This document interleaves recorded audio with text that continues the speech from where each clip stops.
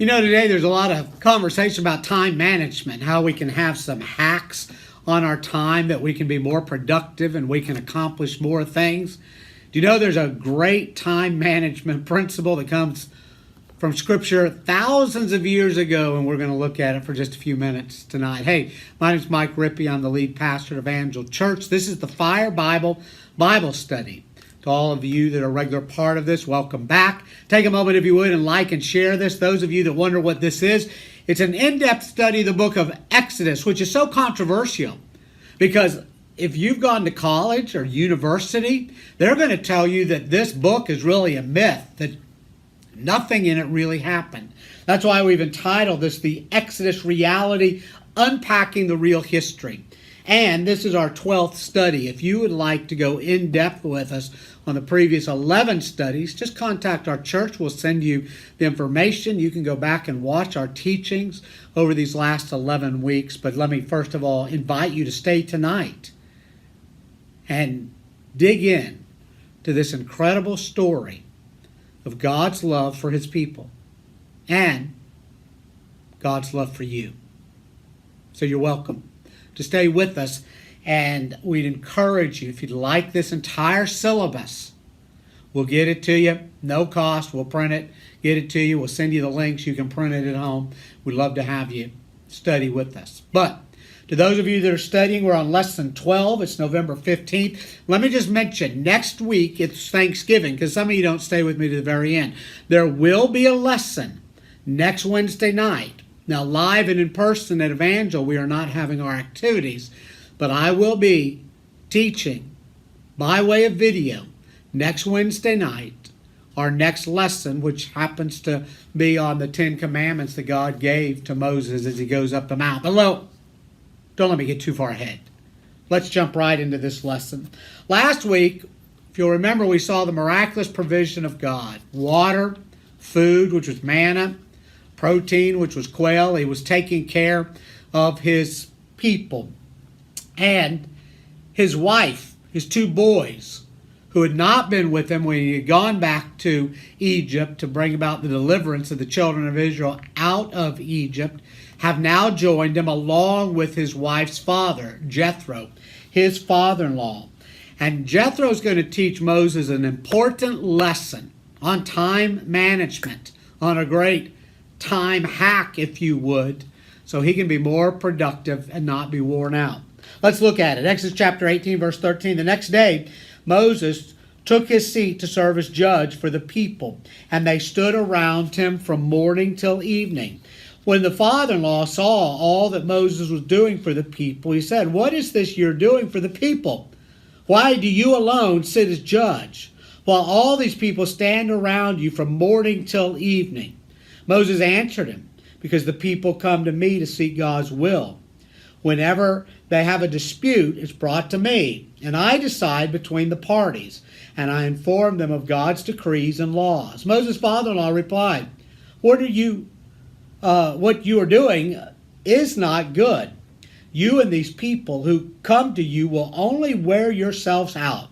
The work's too heavy for you. You cannot handle it alone. So, you got well over 1 million people probably, and there's disputes whenever you get a few together, and they're all coming to Moses for these different disputes about who did what to whom and all the different things. So Moses is sitting all day long judging these things, and Jethro says, that's not the way to do it. Matter of fact, put it in your notes this way. In other words, Moses, you need help before you kill yourself. So Jethro speaks into his life. Let's pick it up in verse 21. "But select capable men from all the people, men who fear God, trustworthy men, who hate dishonest gain, and appoint them as officials over thousands, hundreds, fifties, and tens. Have them serve as the judges for the people at all times, but have them bring every difficult case to you. The simple cases they can decide for themselves. They will make your load lighter because they will share it with you." Great leadership ideal that is given here by Jethro. And so, Moses does that. But let me mention, God didn't tell Moses to do this. Jethro's idea was both good and bad. Certainly, at this time, it was good. It helped out in a great deal. But over the long haul, was it so good? Maybe not. Why? Notice in your notes where the fill-in. Because out of Jethro's suggestion came the organization known, write this in your notes, as the Sanhedrin. Sanhedrin. The ruling class of 70 men who 1,500 years later, write this in your notes, would condemn Jesus to the cross. So, can I tell you? This is another one of my questions when I get to eternity. Was Jethro's idea a good idea that just went awry because people went awry, or should Moses have waited to listen to God and maybe God had a different plan for that time? Interesting question. Let's continue. Chapter 19. In the 3rd month after the Israelites left Egypt, on the very day they came to the desert of the Sinai. So, 90 days, about 3 months have passed since the Israelites have left slavery in Egypt. They've crossed the Sinai. We don't know exactly where. God's given them directions through Moses by way of write this in your notes, the pillar of cloud by day and fire by night. Each day they've been fed manna, 6 days a week. They're supposed to collect double on that 6th day. They've had quail, they've had water. Moses' wife Zipporah, her boys Gershom and Eleazar, as well as their father-in-law Jethro, have joined. Little by little, the people are getting organized into groups and leadership under Moses. So finally, Jethro leaves, and Moses sent his father-in-law on his way, and Jethro returned to his own country. Write this in your notes. The next step was one of the most spectacular in all recorded human history. So let's look at it. In the 3rd month, after the Israelites left Egypt, on the very day they came to the desert of Sinai, after they set out for Rephidim, they entered the desert of Sinai, and Israel camped there in the desert in front of the mountain. Then Moses went up to God, and the Lord called to him from the mountain and said, "This is what you are to say to the house of Jacob and what you are to tell the people of Israel. You yourselves have seen what I did to Egypt and how I carried you out on eagle's wings and brought you to myself. Now, if you obey me fully and keep my covenant, then out of all nations you will be my treasured possession. Although the whole earth is mine, you will be for me a kingdom of priests and a holy nation. These are the words you are to speak to the Israelites." So Moses went back and summoned the children, the elders, of the people, and set before them all the words the Lord had commanded him to speak. The people all responded together, "We will do everything the Lord has said." So Moses brought the answer back to the Lord. Oh, this is a moment. This is a moment. 90 days out of Egypt. They've arrived at Mount Sinai. And although I've put a picture on the previous page of the mountain, many consider to be actual Sinai. Maybe it is, maybe it's not. Let's talk about it. The mountain shown in the picture is in the southern end of the Sinai Peninsula, the area kind of between Israel and Egypt if you're looking today. It's considered holy by Jews, Christians, and Muslims. It's a moderately high mountain, not quite 8,000 feet. Many of the mountains around it are higher. Bedouin tradition claims it's the mountain where God gave Moses, write it in your notes, this is what we're going to be looking at the next several weeks, the 10 Commandments, as well as directions for the tabernacle in the wilderness, that place that they would come for sacrifice and forgiveness and to meet with their God. While I don't totally discount that it might be the site, I'm more I lean, if you would, more to the mountain being either in the country of Jordan or Saudi Arabia. According to some scholars, the mount is Mount Seir, which is an ancient Nabatea, which is modern-day Jordan, if you want to look on a map. And this location of Petra, the rose-red city, half as old as time. So, could be one or other of the places. Not quite as important as what God does there. So let's look at it. If you will listen obediently to what I say and keep my covenant, this is out of the Message, out of all peoples, you'll be my special treasure. Circle that, underline that, if I didn't underline it in your notes already. The whole earth is mine to choose from. But you're special. Again, underline, circle that. The kingdom of priests, a holy nation. This is what I want you to tell the people of Israel. So profound. There is a terrible teaching that's in the modern day Christian church. It's known as replacement theology. This is in the box there. You might circle that. Or the technical theological name is supersessionism, to succeed, if you would, through something else. This heresy claims that God is through with the Jews, and since Calvary, he's turned his attention toward the church for the most part. And for those that rejected Christ, that being the Jews, the promises of Abraham, Moses, Isaac, and others have all ended. Nothing could be further from the truth theologically. Even the book of Revelation, which tells us of the final end time events, teaches that God will use 144,000 special Jews to evangelize the world after the rapture in Revelation chapter 8. Read again the scriptures above of God's specific attention and love to the Jews. Those commitments are still in effect. To your notes. History reveals it time and time again that any nation, now write this in, this is so crucial, for like tonight, that has mistreated Jews has suffered terribly. Call the roll from the early Hittites to the Third Reich of World War II and Hitler.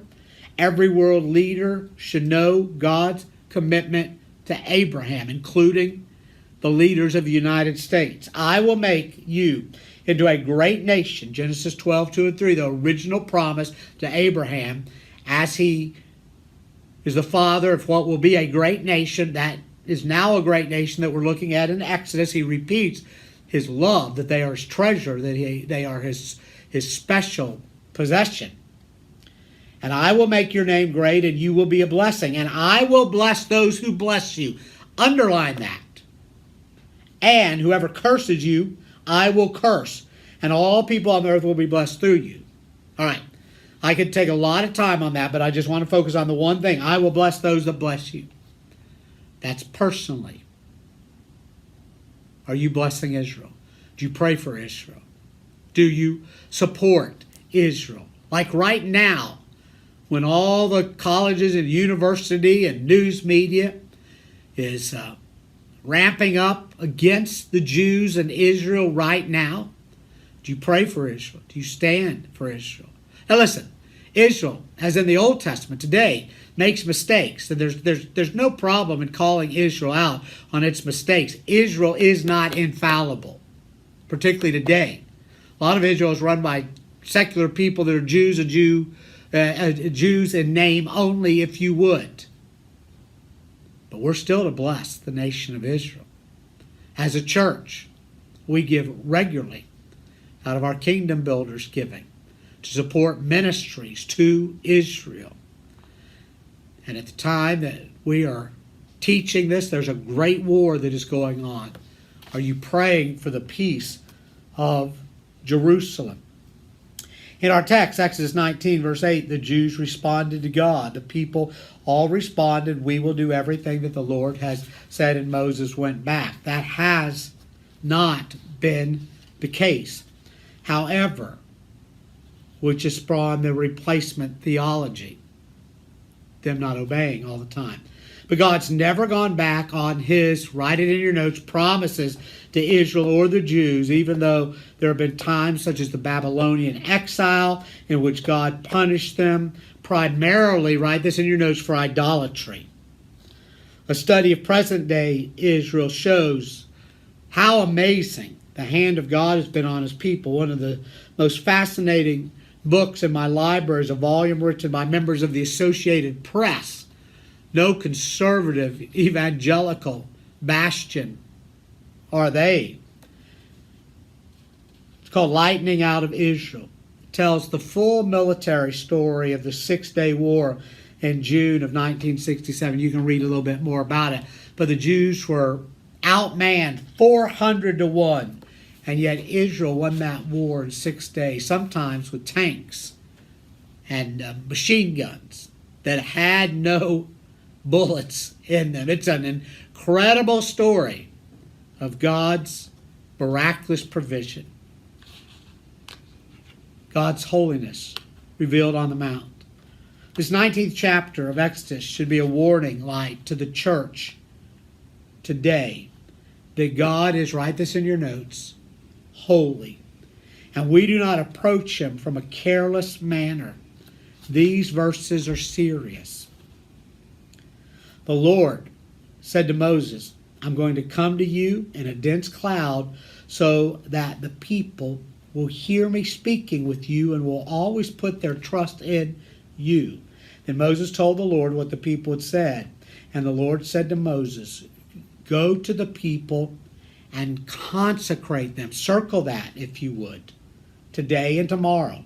Have them wash their clothes and be ready for the third day, because on that day the Lord will come down on Mount Sinai in the sight of the people. Notice verse 12, again, underline this. Put limits for the people around the mountain and tell them, be careful that you do not go up to the mountain or touch the foot of it. Whoever touches the mountain, that place that is holy, will surely be put to death. And then I'll let you read the end of that until the very last phrase. Everyone in the camp trembled at the holiness of God. I just I'm appalled today at how some preachers water down the gospel and cheapen the whole concept of God and God's holiness. The great writer, and if you're a reader, anything that you can find that this gentleman wrote, get it, out of the CMA, Christian Missionary Alliance, A.W. Tozer, the knowledge of the holy is powerful. What comes into our minds when we think about God is the most important thing about us. The history of mankind will probably show that no people have risen above their religion, and man's spiritual history will positively demonstrate that no religion has ever been greater than its ideal of God. Worship is pure or base as the worshiper entertains high or low thoughts of God. For this reason, the gravest question before the church is always God himself, and the most portentous fact about any man is not what he at a given time may say or do, but what he in his deep heart conceives God to be like. Were we able to extract from any man a complete answer to that question? What comes into your mind when you think about God? We might predict with certainty the spiritual future of that man. Without doubt, the mightiest thought of the mind, the mightiest thought that the mind can entertain is the thought of God, and the weightiest word in the language. It is its word for God. Right, I want you to notice something. Here in this verse, every believer should know and accept, right here, The fear of the Lord is the beginning of wisdom and knowledge of the Holy One, and it is understanding. There isn't much fear or awe of God in Christianity today. Much of our alleged worship is tailored to please people, to serve as some sort of magnet to get them to church, where the Bible teaches us that worship is for God and Him alone. We learn in Exodus 19 that while the Jews were blessed at Sinai, the mountain was made for God and not them. Note those words I had you underline and circle. Consecrate. Write that in your notes. Note the word consecrate in verse 10. That involves separation from those things that are not worthy of God. And then verse 12 demanded that the people put limits around the mountain, limits that must not be exceeded, or there would be death. All of this is short time in which God would manifest Himself on the mountain. The holiness of God. I'll let you read the rest of that. And what a revelation of God there was. On the third day, at daybreak, there were loud claps of thunder, flashes of lightning, a thick cloud covering the mountain, and ear-piercing trumpet blast. Everyone in the camp shuddered in fear. God again warned Moses and the Israelites about the wonder of His, write it in your notes, presence. Would you, when we're finished in just a couple moments, take time and read Exodus 19, verses 19 through 25, slowly and reflectively. Because you see, this 19th chapter sets up the 20th, which is a watershed chapter. It's so pivotal. It contains the 10 Commandments. Remember that